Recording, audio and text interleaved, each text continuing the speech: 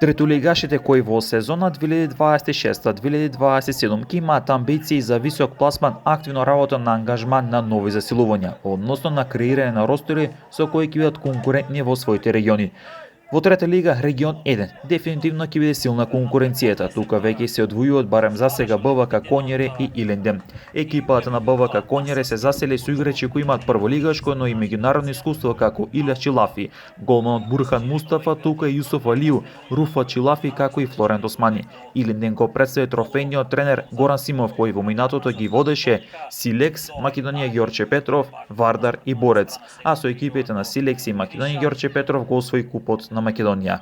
Во следниот период се очекува и први промоции во тимот, но штом Симов е на клупата, тога се работи за нешто квалитетно.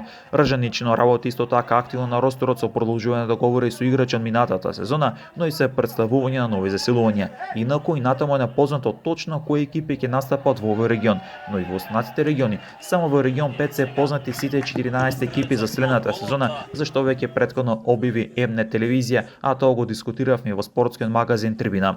На истокот, односно регион 3, и натаму е неизвестно дали кои екипи ќе настапат. Минатата сезона само 9 екипи ја завршија сезоната, односно Побода во Ландово, Овче поле, Ударник, Хоризонт Турново, Брегалница од Делчево, Малеш од Берово, Дојранско езеро, Тиверија и Карбинци. Откако на полусезона се откажа Рудор од Пробиштип и Светлос од Зрновци.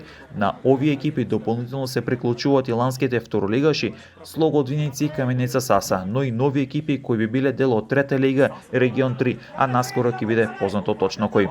Сигурно е дека тука ќе има силна конкуренција околу освојувањето на првото место кое води кон баражот за можен пласман во втората македонска фудбалска лига.